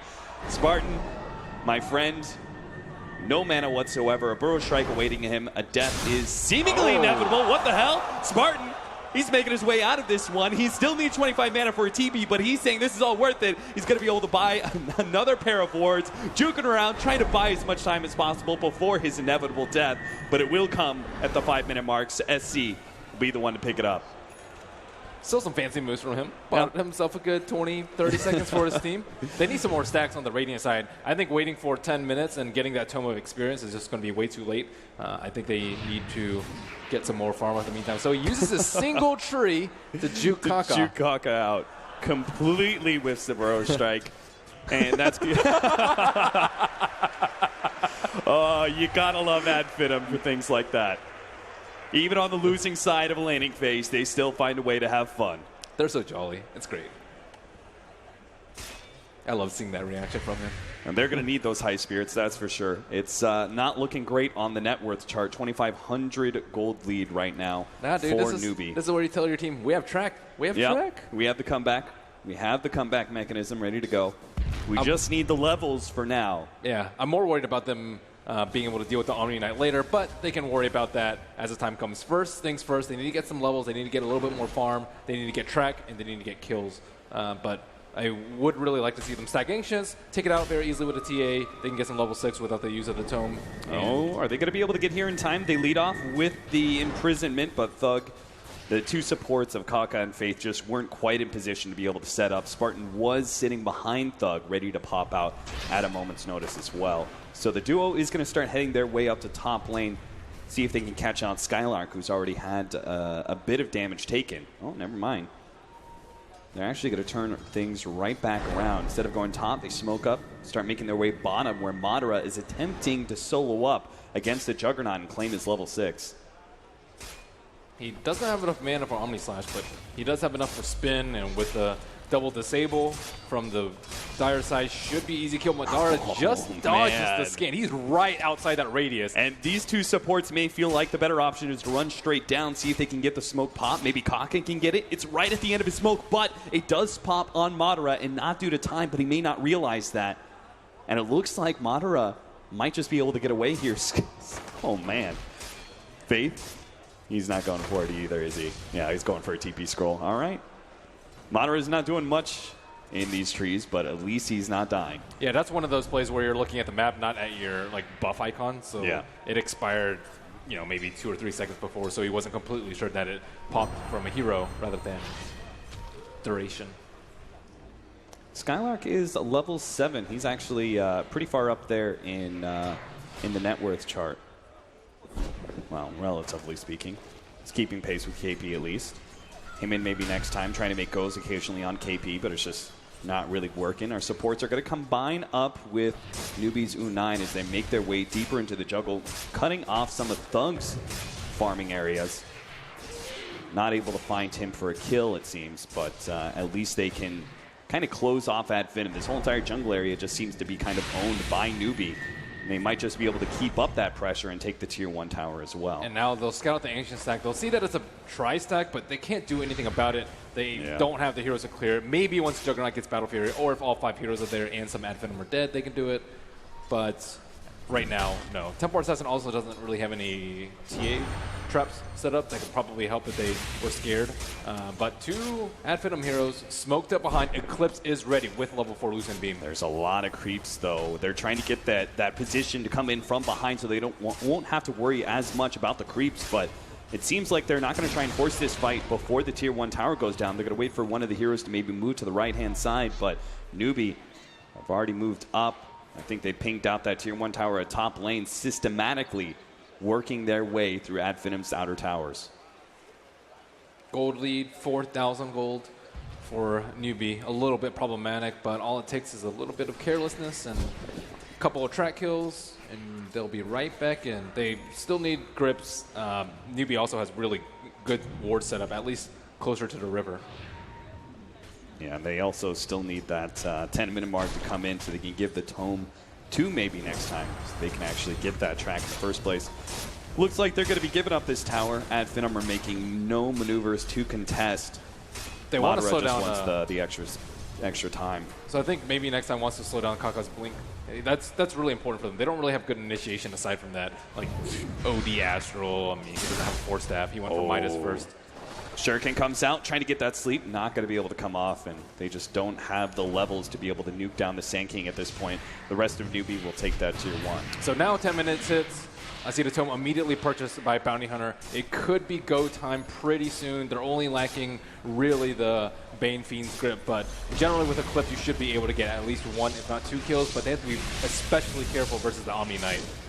Look at that. The way that they just quickly clear through waves. The spin and Fade Bolt being used by Faith. Newbee are pushing out all the lanes, getting a lot of information about Ad Finem's heroes, their positioning, and even their progression in items and levels. So it is a bit wanting right now. Ad Finem are good in experience, I should say. But quite the gold lead for Newbee so far, thanks to all these towers. They're actually in the lead for experience by a good 2,500. This is because the 2 supports have been hooked up the entire time. Like Rubik and Sand King, for at least the first like 6-7 minutes of the game, they were just being together. Jump on to Madara. He's going to need some help. Kaka is trying to get himself away. Doesn't have the Burrow Strike up in time. That's going to be the first track kill of the game. Maybe next time, posts up very nicely. We'll be able to get another track onto Faith, giving Madara the space to be able to stay ahead of at least one of these heroes. But SC, he's moving a whole lot quicker thanks to that Haste Rune. He'll be able to get the jump here onto Madara. No chance with a Brain Zap. Brain Zap plus Fade Bolt's like almost 600 damage. Yeah, that's one of the beautiful things about Rubik in this game, right? He's got free, easy steals against Spartan. All 3 of those abilities, Sleep, Brain Zap, as well as Fiend's Grip. Pretty value for that hero. Yeah, sometimes it's worth picking up 1 level of Enfeeble just to mess with the Rubik a little bit, make you think twice about stealing a spell from the Bane. And Luna, generally very fast hero, but that's because SCCC had a Haste Rune, was able to chase him down. They're going to be able to surge up. Spartan, he tries to catch 9, but he doesn't quite get him. Juggernaut runs into the neutrals just at the right time, and that may spoil something very big. Ad Finem, we're looking forward to be able to get a Fiend's Grip kill. Smoke. They smoked just to the northwest of their T1 tower, and it was on the high ground, and they're looking out for the juicy Luna, but it is tough. She has night vision, so this is why they do need to smoke. Madara does seem to, both him and U9 are staying 1 step ahead of these attempted smoke ganks from the opposing team. Uh-oh. Never mind. He's actually going to go to the neutral camp, and Newbee, their smoke is broken, but they are not going to be able to close that distance in time. That's a very safe and smart play from Madara. Yeah. Even if you have Lance, like right-clicking it to aggro that is a little bit risky, but because he knows that so many heroes of Newbee are missing, he pulls a creep with a Lucent Beam. If they dive him at the T2, they don't know who's over there. They only have vision around that camp. But they see him go back down bottom. They do have the mech now for Ad Finem, and that is another big boost in their team fighting capabilities. They're going to need it too. Madara puts himself deep in the trees here, but he TP's out, so they are just avoiding Newbee, it seems. Despite having these big, big cooldown ultimates like Eclipse, like Wall, and even the fresh mech pickup, they still don't feel comfortable contesting Newbee for any of these towers. The Omni Knight is way too strong right now. They don't really have any AoE disabled. They don't have any blinkers to get to them to the back line. And if they're S5 right now, how do you stop like a counter initiation with heal and then repel and then GA? There's no counterplay to that. There's no diffusal blade. You need like a blink Deso TA to actually start putting pressure on heroes so that they might get one shot from Meld or two strikes, which just makes the positioning from Omni Knight very, very difficult. So no TA trap inside the pit. They have to be a little bit worried about them taking down Roche right now. It won't be that fast because there is not really that much int yet on the OD, but with int treads and with the sustain, just Modi, the full 5-man of Newbee, yeah. They might concede a T2. It does kind of seem like the way that Ad Finem have been playing, they've been dodging Newbee for this whole entire time. It would be pretty understandable if they actually knew Roshan was going on right now and they just hoped to be able to take this tier 2 as an exchange. In fact, I think I would be pretty happy if I was Ad Finem getting that boost of gold. All they have to do at that point in time is make sure that Newbee do not actually claim any high ground advantage with their Aegis. They're going to smoke up and mass TP here, some to the tier 3 tower. One of them is going to be leading off in tier 2. That's going to be SC. He managed to catch the Templar Assassin, and Ad Finem are going to be forced into a fight here. Thug needs some help. He turns around, gets a good amount of damage on SC. They also throw the wall down, but he gets a heal and a repel. Kaka makes a nice initiation, but they manage to get the Fiend's Grip, but Faith immediately puts a stop to that one with telekinesis. SC, he drops the hammer, but can't finish anybody off. It looks like Thug may be caught here, but he adds the refraction, quickly burning through that one. He's going to be forced back. Maybe next time will help cover his tracks on the background. Faith barely stays alive. It's going to be Ad Finem's Bane who goes down instead, but they managed to get the Juggernaut, making it all worth it for Ad Finem.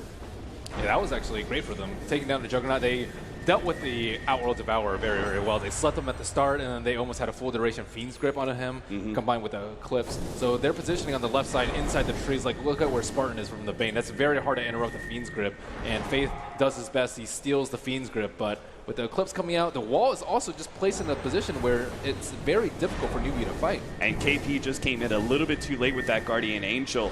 The Juggernaut put himself forward against Thug like that, and that quick burst damage, that physical damage coming in from the Meld, clearly took him by surprise, as well as KP.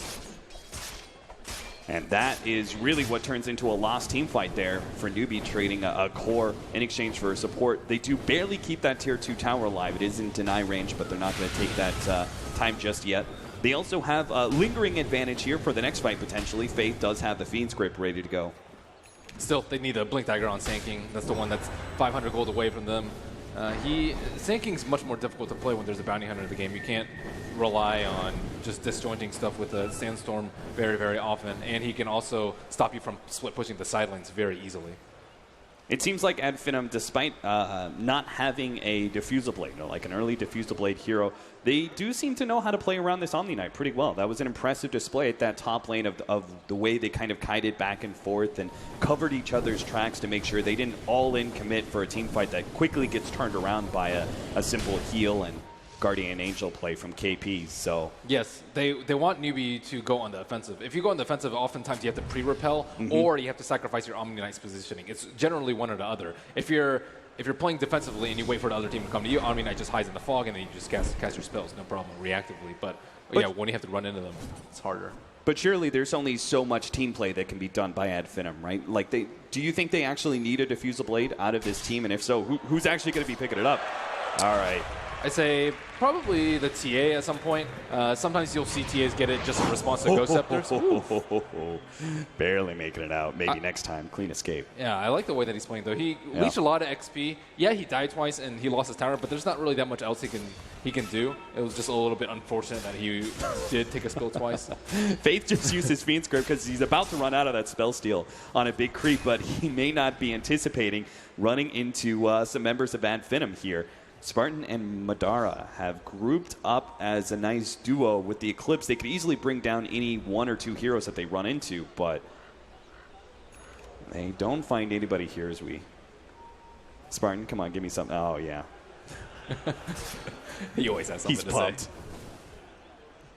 And Finem almost hit the timing right before the Sand King's Blink Dagger. That's what they were trying to aim for. They really slowed him down with that one track kill. The only track kill. The only kill that they've gotten. Yeah. Or only track kill, I think. But they just missed it. Sand King had just walked back home, so their smoke was to no avail. Hello? Blink Dagger? All right, we've got it now. Yep. He just got it. Kaka will pick up his Blink from the ground. Him and KP both have some form of initiation. KP can, I think now that Newbee, when they're playing aggressive, they can rely on KP a little bit more now that he's got that mobility. They really want to be able to interrupt any ancient farming here, but just got cleaned up by Thug before they can really make their move. And Radiant has used scans, so they definitely expect a smoke. They're just not sure from which angle. But now that OD shows in the mid lane, it's pretty much, they can guess with almost certainty where the rest of Newbee are. So just a minute left on the Aegis. Newbee set up 2 new Observer Wards, one right outside the T2 in the mid lane and one close to the Ancients, so they can hopefully catch an unsuspecting Templar Assassin. So Templar Assassin picked up a Blink Dagger. Next item looks like it will be an Ogre Club for the BKB. She needs it. So they make that kind of push, and they set up nice aggressive wards, but what's Newbee's game plan for the next 1 or 2 minutes around those wards? Do you think they're going to go for another push, or are they waiting for another smoke opportunity? They definitely still want team fights. Like any sort of team fight that they can get, I think they should be aiming for, as long as it's not under a tower from Finem. That just gives them way too much of a positional advantage to win the team fight. But they need the Sand King to just hit a big epicenter. There's no BKBs up there yet. Like Luna's still in that very early phase, although I say early, and she has a ton of HP. She has a lot of strength. She has 1,500 HP, but it's still, I'd say, relatively easy for them to burst him down, especially with the OD being fairly massive. He's kind of uncontested in his sort of farm. But I think at some point they have to deal with the TA. Like TA is getting kind of big, and I think Omni Knight is like pretty decent, but Purification Heal only does so much if your cores don't have that much armor. And Juggernaut is kind of already itemized against the TA. Manta, like, it makes it very difficult for TA to actually hit the real target, get rid of the minus armor, and you can also turn around and hit the TA for many instances to get rid of the refraction. And then the OD, he went for second item plate mail after Force Staff. So they're very aware that the Luna is going to be an issue. Or sorry, the TA is going to be an issue in terms of damage. If you didn't see what just happened at bottom lane, this is why you pick up a Bounty Hunter right here. Bounty Hunter lays some nice aggressive vision that manages to spot out all of Newbee's rotations to defend that tier 1 tower, buying Finem essentially a push that forces Newbee to rotate around, and then they just move to the opposite side of the map with full confidence. Look at them, they're just pushing out. They're rather spread. They're just trying to efficiently farm the map while they know Newbee are all climbed up towards the south. This is the big benefit of the Bounty Hunter. Some people might be like, oh man, Bounty Hunter first phase, are you crazy? But the way that he's playing it is like a Riki. Yeah. So that's the way that they can just swap gears. Okay, if they have better team fight than us and they always 5-man, I'll just play the vision game and pretty much never use Strat. They've gotten 2 kills this game, and you might think that's a worthless pick, but I think the way he's playing it, they're not really counting on Track at all to win the game. They're just being super annoying with the Bounty Hunter and just wasting time, creating space, waiting for BKBs, waiting for more items, waiting for defusal. Yeah, maybe next time was actually in a position, multiple times he's been in position to both get aggressive wards and also try and break smokes to cover his 2 rather farm-heavy cores, because these were 2 cores that were looking rather weak around 12 minutes, right? When Newbee are grouping up and they're taking so many towers, you look at both the Templar Assassin and the Luna, you say, hey, they're mid-game team-fighting heroes, but they definitely need their core items before they're ready to go. TA needs at least that Deso, if not Blink, as well as BKB, and the same kind of applies to Luna with the Manta. You need to be able to have some serious stat gain in order to really contest with this hero. It looks like Madara's not actually going to be going for the Manta next. He's going for the earlier BKB, it looks like, with the Mithril-Heimer. They might want to fight right around the second Roshan respawn, because TA is almost done. She just has her BKB, so Blink, Deso, BKB, that's good enough for now. You can work on whatever item you want next, Crystallis, Daedalus, or Diffusal Blade, but it depends on how long the Roche spawn timer is. They did just place a Sentry Ward right outside the Roche pit, which did deward the trap, So neither team will be aware that Roshan is just about to respawn in about 5 seconds time. Do you think Madaro's trying to match one of his peaks with essentially the Templar Assassin's very large peak that she comes in timing? Thug is going to be caught here in the top lane in some serious trouble. He does have the Refraction, Blink, and BKB all up, so he might be able to get out of this unless they combo stun him up. He's going to try and TP out. It looks like he should be okay. It's close, but the physical damage just isn't quite enough. Unfortunately, KP just a quarter of a second too late to hit that Burrow Strike as the BKB goes off first for Thug. Whew, that was so close. But I think you are right with them trying to match. You want your two cores to be on the same page. You want to be able to fight at the same time. You want to be farming at the same time. If they just play as 4 in the team fight, they're going to get crushed because Newbee's almost always together as 5. And now looks like Newbee will start heading close to the Roshan pit. Juggernaut has a defusal of his own. And let's see, they scout out Roche, but not interested in taking it quite yet. I don't think they're strong enough to win a team fight, but only just barely. And I don't think it's worth it for them to pick up a gem just yet, just because a TA could like easily two-shot one of their supports, especially the Rubik.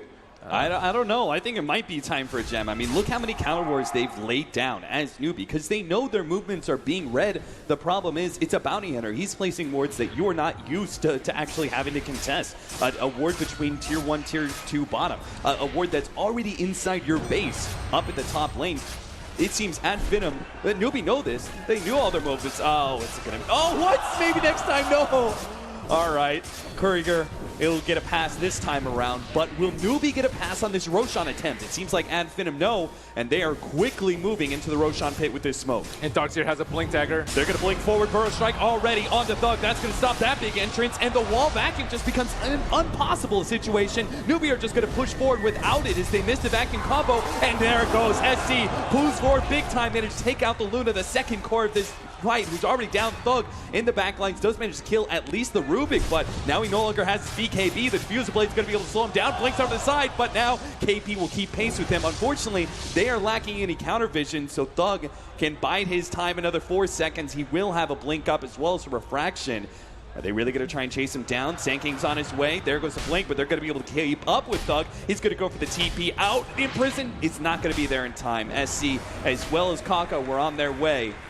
At Finem, though, that was just the fact that they got away with Thug was a bare minimum that had to happen. That was a disastrous fight. And Skylark went for the super high-risk play. He went for the blind blink vacuum. He only got a wall on one person. He was hoping for at least a 3-person vacuum wall, but instead, SECC was already repelled, so he wouldn't have been hit. And then Madara, you can see, like, he doesn't have BKB. He just gets destroyed. Yeah, they still have yet to be able to finish up that item. He just needed a little bit more gold. And they could have had that big team fight pickup, and maybe Skylark wouldn't have felt as compelled to make such a high-risk play if they had that reliable magic immunity for the Luna. They still could have lost way more heroes. They didn't lose a TA, and Bane also had a nice sleep close to the secret shop that kept the OD from stopping his TP. So I think they're lucky to only lose Roche. Yeah, absolutely. What, 1 or 2 heroes? Quick update on the net worth. Newbee are holding 2,500, and that experience lead that Ad Finem have had by efficiently farming out the map this whole entire time, that is finally in Newbee's favor instead. And going back to the discussion of the gem, like the gem is... It's great in the fact that, yeah, they're 5-manning and it would own all the TA traps, but at the same time, it makes you more compelled to 5-man, and they're not, like, winning out hugely in terms of farm. So I think if they get a gem, they'd be like, okay, we can only 5-man from now on because our supports can still die. Because their cores are very farmed. Bounty Hunter could be anywhere on the map, and TA could be right behind them. Like, even if you had the gem, you might not be able to watch the Bounty Hunter watching you because of the gem radius is much smaller than his daytime vision. Ad Finem trying to get a catch as they knew that some of the Newbee members were actually rotating up to the top lane. Kaka is kind of leading the charge there. See if he could pick off Thug, who's always keeping pressure on one of these side lanes to make sure that Newbee don't have a free pass to just march down the mid lane. And Thug has gone for the Chrysalis build, and the Diffusal, as has been mentioned earlier, it might not be the best choice because if you look at Omni Knight's items, he has an Ultimate Orb. Ultimate Orb on Omni Knight usually means a Lincoln Sphere. So Lincoln's, especially with the new cooldown of Diffusal, it's not reliable. So it's better for him, in his eyes, to just one-shot people so that Omni Knight can't get a chance to react. Who cares about Repel if you can just one-shot them with physical damage? Yeah, who knows? Maybe he can even one-shot KP if he really starts building up that damage. Won't have to worry about the Guardian Angel at all. More mobility coming out for Outworld Devourer. And the gem is up on Sand King. So now Sand King has to be especially careful. Even TA, they would have gotten a lot more out of that Roshan fight had they had this gem a little bit earlier. And all these observer rewards going to be toast. He's only had it for a couple minutes now, but there is still plenty of vision up for Finem just due to the rather unique areas that they are, especially that one inside base. But it doesn't do Finem any good if Newbee are the ones marching into your base. They're already taking that tier 2 tower at top lane, and they may just keep going in order to force Finem back. Finem, of course, on the opposite side of the map, as they are constantly want to do. They're trying to make some trade-offs here, but... So this is Skylark's time to shine. He is smoked up. He is ready. They were grouped up as 4, but now sensing that everyone was out, and we'll just back off. Yeah, they... Newbee C, nobody's actually pushing down that tier 2 anymore, so... It's so risky pushing into Darkseer. Like, he didn't have a good vacuum wall, that's because he had to jump into them, but when you're playing on the defense, when you have the high ground, when you have the invisibility from smoke, it can destroy a team that has no BKBs. At the same time, there is only an Aegis for another minute and a half. Do you think Newbee are still going to try and force it with this Aegis? No way. Their lanes are not pushed in. I think going down bottom is just too risky. They still don't have any BKBs, and if you pre-repel someone, it's still a little bit risky too, just because your Omni Knight can die. And now the TA is on top of the net worth chart, just a couple hundred above the OD, but that's pretty difficult considering that she has had like almost no track kills, and they've been having to play from the back foot from like minute 2. It's looking like Finem actually want to try and force things at the top lane. They're drawing a line, and they're setting up for a big-time push just about the time that the Aegis is going to be expiring from Newbee. Yeah, there's still a minute left on Aegis, but you have to respect Luna and TA when it comes to pushing power, especially when you don't have the Dezo on your team. Yeah, certainly. I mean, the TA by herself is going to be able to chunk down this tier 3 tower, and nobody wants to fight around a Luna when she's already hitting on your Raxes, but Newbee are a bit slow to get here. They're going to come forward. SC, nice blink backwards there by Thug. Unfortunately, Lerna doesn't have the same kind of mobility. They're going to need to get off the BKB, but it doesn't go down. The first strike comes out first, and they've already blown up the big carry of Finem and taken down the Bane as well. BKB TP out for 1, but the supports and the utility offlane won't be as lucky. That's 4 down from Finem as SC picks up the triple kill. Newbee, they easily defend, and now they can be the ones clearly on the offensive. They had an Observer Ward up the hill, but it wasn't enough to give Luna enough information to pop her BKB right as soon as possible, pretty much. And she just got destroyed by this OD who has a lot of intel, 155 intel. And they don't have the Aegis anymore, but with BKB still down for 30 seconds on the TA, and with 4 heroes dying, looks to be a clear sign for them to push up high ground. They really wanted a T3 down. I think Luna becomes like so much stronger once the T3's down, because the glaives just bounce back and forth between the racks. Thug sets up quick meld strike onto 9, but real sad thing is they do not have a wall of replica. That's one of the big high ground defending abilities. Oh, heavy nukes coming out. Nightmare will manage to help Thug dodge some of that, but the tier 3 tower is already down. Move forward, manage to get a 2-man vacuum, pull back onto the 2 carries. He actually has Fiend's Grip onto 9. Newbee are setting up with the epicenter, but Thug has managed to jump forward. He interrupts that, but perhaps at the cost of his own life. No, he pops a BKB, moves forward, goes straight for the Juggernaut as quick as possible. KP, he'll get off the Guardian Angel, and immediately Finem start retreating. They don't want to fight around that, but they may just be forced to. With another catch of the imprisonment, Skylark's going to be in serious trouble. He's the first to go down. Newbee now with a numbers advantage for 50 seconds as there's no buyback on the Darkseer. And you can just see the strength of the Omni Knight here. GA, okay, everyone backed off from Finem, man. Darkseer didn't blink out and retreat like the rest of the team, and he paid the heavy price. And they don't have big ultimates at all. They don't even have BKBs. Nothing is going to be able to save Spartan there. SC, he realized what a dominant position Newbee are in for this next team fight. They easily clean up the full lane of racks, and they can choose to go for more here. Ooh, Luna Diffusal. This is unexpected at this point, considering she just died in one of the recent fights. It doesn't look like she sold any of her items, so maybe they can take this fight. Darkseer does have his wall up again. Another jump forward, and SC's going to force Madara back to base. Actually, Madara's going to come forward because they got a really good vacuum and a wall combination, but it just doesn't seem to be enough. They don't have any damage coming out. Thug trying to battle up against the Juggernaut, but he gets taken down by the Omni Slash nice and easy, and there's nothing the Luna can do at half HP. They just call it. Finem will relent to an SC godlike in this game number 1. Newbee looking so dominant here on the main stage as they, at a score of 17-3, have a clear lead now in this series. risky plays from them. I think that Finem just knew the entire game that they couldn't win a team fight, and they tried to draw it out as long as they could, trying to split push as much as they could, gather as much information with the bounty hunter. But at the end of the day, their team fight was worse. And when push came to shove, which was when they pushed high ground or and that vice fatal versa. mistake has to be that top lane push, right? Where they didn't manage to get back in time, and Yeah. the Luna essentially just got picked off immediately. They needed to like just BKB TP out on their cores. If they lose the support, it's not that big of a deal. But as soon as the cores TP back, then they can switch push out the side lane. So another day at work for Newbee. Yeah, it really does look like that. As Newbee showing why they were one of the 5 favorites going into this tournament. And even if they were in a group with Virtus Pro, I think everybody looked at VP to take this tournament as a whole. Newbee still showed that they are one hell of a team to contend with. And you have to be ever so impressed with SCCC. He is just absolutely crushing on that Invoker. 9-0-5 at the end. He kept up pace. Despite 5-manning with his entire team, he was like almost on top of net worth the entire game. SC was crushing, and I know at least one member of the panel who was crushing on SC. Alex, are you there with Shiver? Oh, Cap, I'm so proud of you. I know.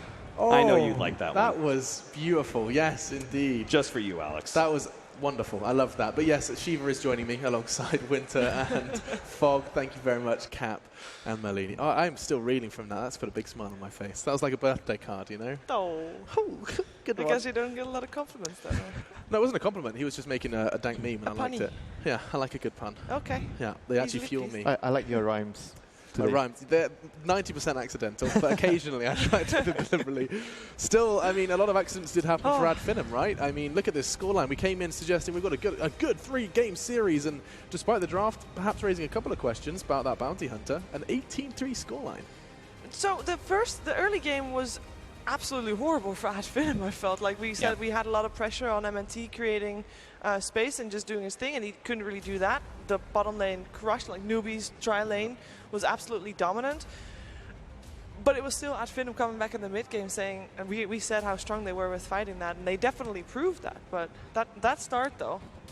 Yes. Well, I mean, I just want to come back to the point you made before, Fogged. I think it was you or Winter just saying that bounty hunter has to do well early, has to get. That was Giannis. That was Giannis. Yeah, they didn't give him the chance to. They put this aggro tri lane. I really like Newbee's way that they approach this game. They recognize there's no way that they can fight our tri lane, even if they bring the bounty hunter down there. It's too much pressure. Finem even saw the rotation. They tried to put the bounty hunter in the bottom lane and put the Darkseer jungling, try to get the most out of the lane. But Newbee's like, okay, we'll just take your tower. And I think that was 2.5 minutes. The 2.5 tower- minutes, earliest tower I think we've seen taken That at was this just- entire tournament. That was just a very, very good play by Newbee, setting the tone and the pace of the game. Yeah, Just I do feel, punishing them for the weak lanes. Yeah. Finem tried to stop the bleeding a bit, and I think they succeeded in that for a Yeah, while. they did a really good job for that. There was definitely a chance for them to also come back. Like this fight right there. The vacuum. If the vacuum was like a split second before if the repel wasn't there, like it could have been amazing. It wasn't, unfortunately, for Finem. It was just like in the position that they got their Luna placed into, it's so hard to play Luna in this game. That's why I was kind of emphasizing, like, I personally, like, just looking at Finem, I wanted them to draft the Ursa. But, like, I know why they did the Luna, because they wanted to be able to scale harder. But you could see how hard he struggled. He's like, I need a BKB. Even when he gets his BKB, doesn't even get it off, gets instantly disabled, blown up. And even though Finem did a great job of, like, delaying the game, MNT, maybe next time's movements, placing the wards, like, just watching the movement of Newbee, avoiding fights as much as possible, eventually, you have to fight. And they just weren't able to. The Luna is just way too far behind. When you're playing Luna and you're so far behind, it's horrible. I mean, imagine if they had another kind of carry, a carry that comes online faster, a carry that is like Ursa, like Giannis mentioned. The game would have allowed them to be much more aggressive and maybe take some early fights and use the track on bounty hunter better.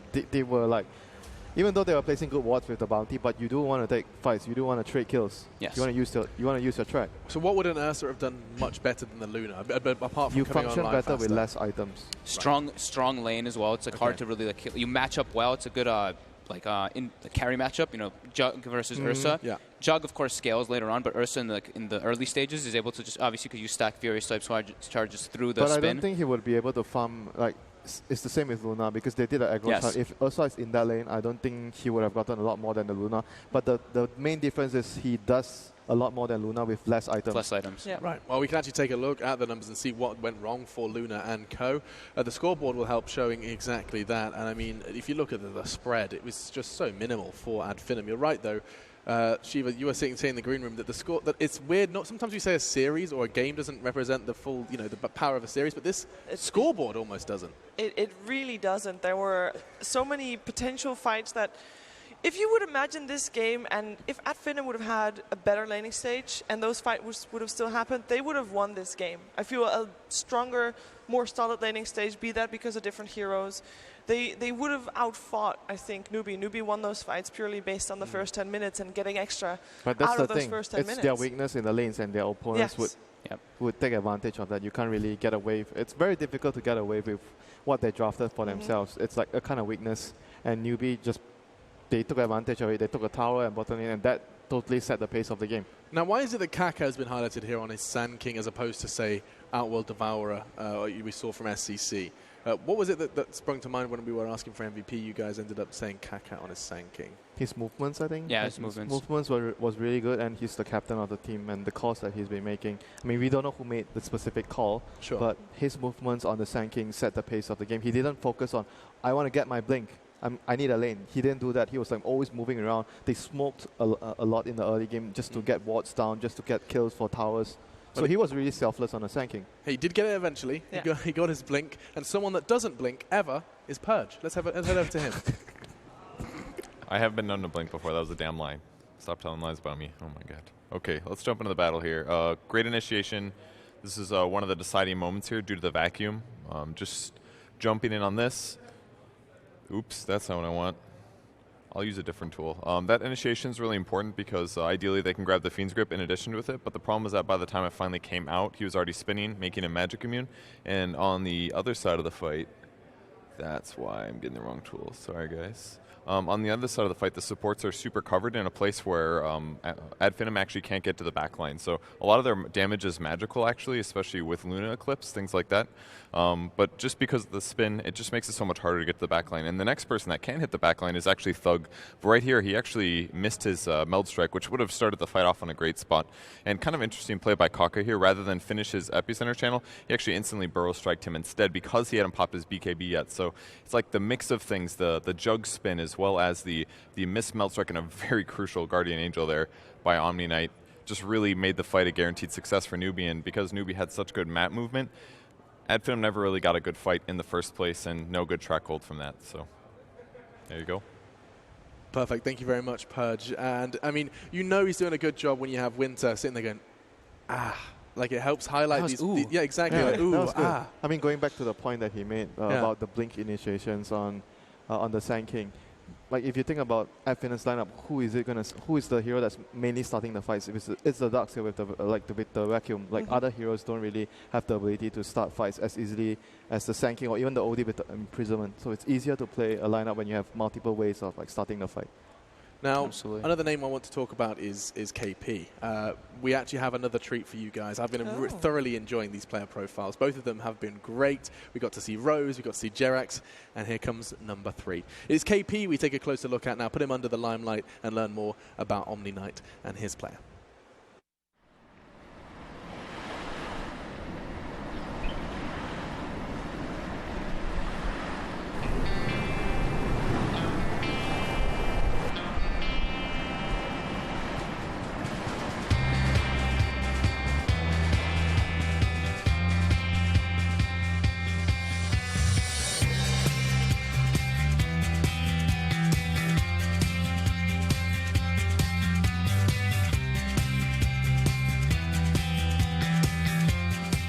I would describe Damien as a massive geek, but not in a bad way. He always wants to be better than you, and if you beat him at something, I guess he'll get angry and just learn from the mistake and really quickly adapt. He has always been a very competitive person, playing online games. He would always have to have the best items, the best weapons, and he just has to be winning all the time.